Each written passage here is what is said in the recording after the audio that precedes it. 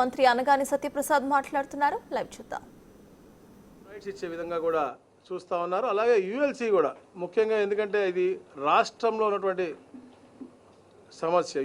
యూఎల్సీలో ఉన్నటువంటి excess land ఏదన్నా occupy అయ్యి ఉన్నా అవన్నీ చేసినా కూడా అది పిఓటి యాక్ట్ కింద వచ్చి 10 years ఆఫ్ ఎలిమినేషన్కి వస్తూ ఉంటుంది. కానీ ఈరోజు కూడా అది కూడా డిస్కషన్ రావటం, దాన్ని కూడా 2 years టైం పీరియడ్ పెట్టి, అంటే ఒక పాజిటివ్ యాటిట్యూడ్ తీసుకొచ్చి ఎక్కడ సమస్యలు, ఎందుకంటే ఎక్కువ సమస్యలు ఉన్నాయో అన్నీ కూడా తక్కువగా చేసి పరిష్కారం అనేది శీఘ్రంగా ఉండే విధంగా అన్నీ కూడా ప్రణాళిక చేసుకుంటూ ముందుకు వెళ్ళారు.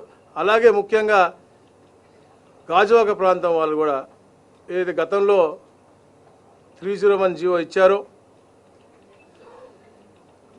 అది 2018 నుంచి అది నడుస్తున్నటువంటి ఇష్యూ. ఎలక్షన్ ముందు హడావిడిగా వీరు కూడా 6 నెలల ముందు చెప్పారు, కానీ అది పూర్తిగా కంప్లీట్ అవ్వనట్టు పరిస్థితి. కేవలం 7,000 మంది పెట్టినటువంటి పరిస్థితి.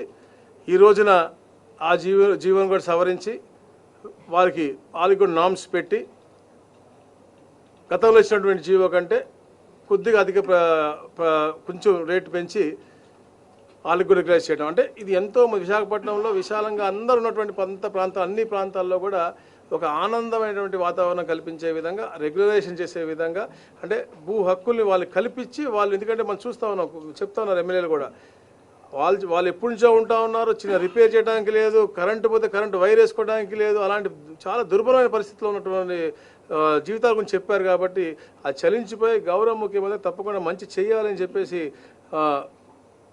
వారి యొక్క ఆలోచన. ఎందుకంటే గత ప్రభుత్వం మనం చూసాం, శుక్రవారం వస్తే బుల్డోజర్లు వస్తాయా, లేకపోతే మన ఆపుకోవాలా, మా ఎమ్మెల్యేల గారిని కూడా అప్పుడు అరెస్ట్ చేసిన పరిస్థితి మనం చూసాం. దొంగతనం అలాంటి ఏమి జరగకూడదు. ప్రజలందరూ కూడా ఒక సుభిక్షంగా ఒక మంచి వాతావరణంలో పాజిటివ్ దీంట్లో నివసించాలి, ఉండాలి, ఒక హక్కుతో నివసించాలి. మళ్ళీ ఇవన్నీ కూడా రేపొద్దున బ్యాంకుల్లో కూడా లోన్లు పెట్టుకుని వాళ్ళ పిల్లల పెళ్లిళ్ళకి కానీ లేకపోతే విదేశ విద్యకు కానీ ఉపయోగించుకునే విధంగా ఈ ప్రాపర్టీస్ ఉండాలని చెప్పే లక్ష్యంతోనే ఈ యొక్క మంచి కార్యక్రమం చేశారు. ఇలానే ఇంకా ఎక్కడెక్కడ ఉన్నాయి కూడా రాష్ట్రంలో అన్నీ కూడా కమిటీల ద్వారా అన్నీ కూడా అధ్యయనం చేసి వారికి కూడా ఒక మంచి సొల్యూషన్ ఇచ్చే విధంగా మేము పాజిటివ్గా ముందుకెళ్తామని చెప్పేసి తెలియజేస్తా ఉన్నాం. Thank you. అది నెక్స్ట్ ఇష్యూ. అప్పుడు దీంట్లో కూడా కొన్ని ఇష్యూస్ చాలా వచ్చినాయి. ఇప్పుడు ఏ అయితే సింహాచలం భూముల్లో కొన్ని ఇప్పుడు మన కన్స్ట్రక్టెడ్ ప్లేస్ అన్నీ చేస్తూ ఉన్నాం. అది కాకుండా వాళ్ళు సాగు చేసే భూమి కొద్దిగా ఉంది, ప్లస్ కొన్ని ఖాళీ ఉన్న స్థలం ఉంది, అవన్నీ కూడా సబ్జుడీస్లో ఉన్నాయి, నంబర్ ఆఫ్ బిల్స్ ఉన్నాయి. అవన్నీ సొల్యూషన్ వెంటనే అవ్వదు కాబట్టి అవి కూడా డిస్కషన్లోకి వచ్చాయి. తప్పకుండా పాజిటివ్గా చేయగలిగిన ప్రతి ఒక్క అంశం కూడా పాజిటివ్గా చేయాలని చెప్పేసి ఒక ప్రోయాక్టివ్ మోడ్లో గౌరవ ముఖ్యమంత్రి గారు వెళ్తా ఉన్నారు. తప్పకుండా అవి కూడా ఒక పాజిటివ్నెస్ తీసుకెళ్తాను.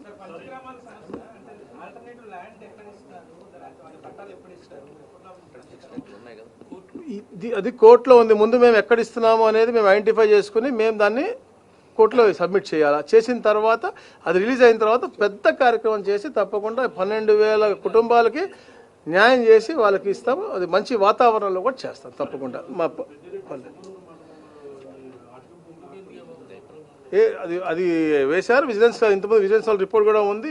ఈరోజు పేపర్లో కూడా వచ్చింది. దాని మీద ఎస్పీ గారితో, సిఎఫ్ గారితో, కలెక్టర్ గారితో కమిటీ వేశారు. తప్పకుండా రిపోర్ట్ వచ్చిన తర్వాత యాక్షన్ అనేది డెఫినెట్గా ఉంటుంది. నేను గతంలో చెప్పాను, ఎంతటి పెద్దవారు ఉన్నా, మీరు మదనపల్లి ఫైల్స్ మనోడు అడిగారు, ఎంతటి పెద్దవారు ఉన్నా కూడా తప్పకుండా వారి మీద యాక్షన్ ఉంటుంది. మాకు ప్రాథమిక అంచనా వచ్చింది. ఎప్పుడు ఎలా వెబ్ ల్యాండ్లు మారినాయో, ఎప్పుడెప్పుడు మారినాయో మాకు ప్రాథమిక అంచనా వచ్చింది.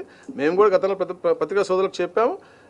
మా కన్జర్వేటర్ ఆఫ్ ఫారెస్ట్ వాళ్ళకు కూడా వాళ్ళకి డ్రోన్ మ్యాప్స్ ఉన్నాయి, వాళ్ళకు కూడా ఉంది. వాళ్ళు చెప్పడం అంటే ఓరల్గా చెప్పడం, ఇక్కడ సర్వే నెంబర్ ఉంటే చూపించి బిల్డింగ్ మందిరంలో కట్టినట్టు అలా కట్టినట్టు పరిస్థితిగా మాకు తెలుస్తూ ఉంది. ఇవన్నీ సర్వే రిపోర్ట్ పూర్తిగా రానివ్వండి. రిపోర్ట్ వచ్చిందా తప్పకుండా ఆధారాలతో పాటు మేము ముందు పెడతాం. తప్పకుండా కమిటీ వేశారు.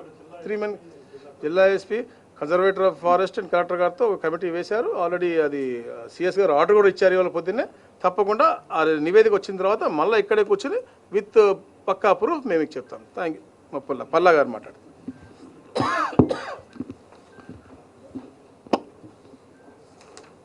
విలేకరు సోదరులందరికీ కూడా నమస్కారం. మరి ఈరోజు ఏదైతే కొన్ని సంవత్సరాలుగా విశాఖపట్నం ప్రాంతంలో సింహాచలం దేవస్థానం సంబంధించి